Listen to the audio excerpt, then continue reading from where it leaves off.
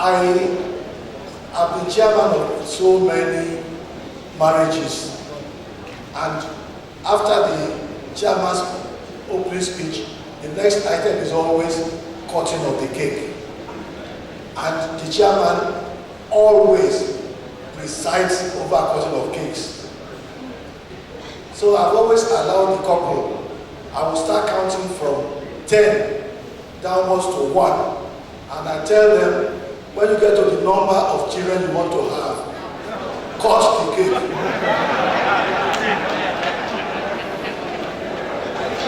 Invariably, they have always ended up with 3 children.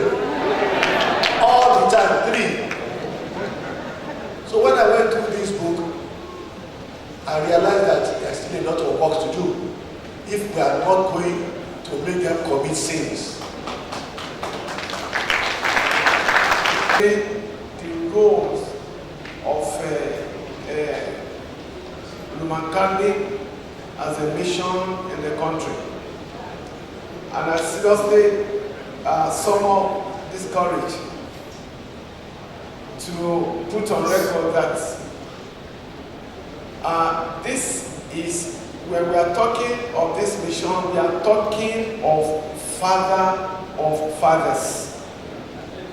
Because it's more or less to the Christian community, the Christian world, the father that begets the children that we call Christian churches today.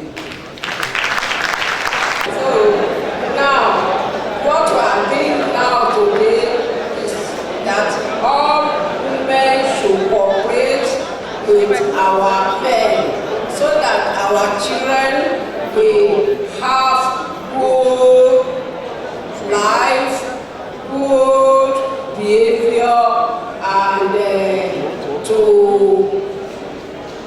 take care of their life as they grow up. So this occasion is always good. So everybody here, we've learned a lot from it. So when we get home, we should narrate all we learned here to our children. Thank you.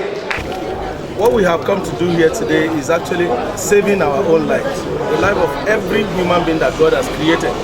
That's why we demonstrate that the 3 main pillars of humanity, especially human life in Africa, are the protection of human life, the protection of marriage, and the protection of the family.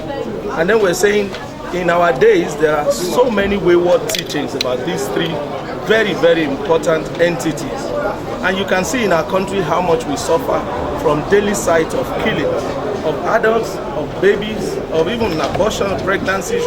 Human life, in short, is becoming less and less valuable among us.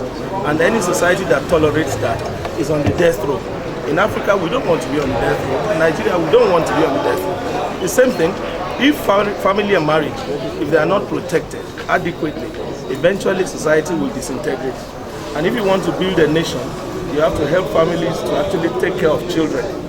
And that is why God himself made it possible only for a man and woman to bear children.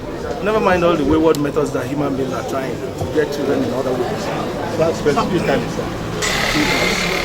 Well, as you have listened especially to the review of the books, well, if you watch closely what's going on in the society, there are a lot of falsifications, deception, and false teaching and use of materials that are contrary to human life. In our age, people are getting to forget that life belongs to God.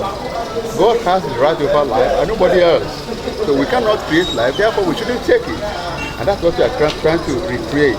That people have lost the view, the vision, the conscience of true life that belongs to God. Now anything goes. In our markets now, especially medical market, what floods the place now is contraception, abortion, even physical killing. It's common now. That's what we are trying to say, no to killing. Pro-life. What we are going to suggest is pro-life, that life is sacred. No one has the right to take it except God himself.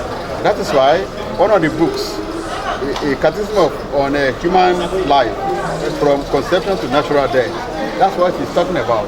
That when we are conceived, we will die. God alone should control it, no human being. And that's why today this book has come out as a result of our international conference that took place in 2015 in this same hall. So we are calling to all people of goodwill to please shun anything that's against human life. We are talking about development in the society. Who will develop society anyway? Is it ghosts? It's those who are born into it, human beings that will develop it. When you want to destroy life, then who will develop life itself? And when a country is so rich, that produces so many things, it's going to use them with another human being. That's what we are trying to establish, that human life is sacred.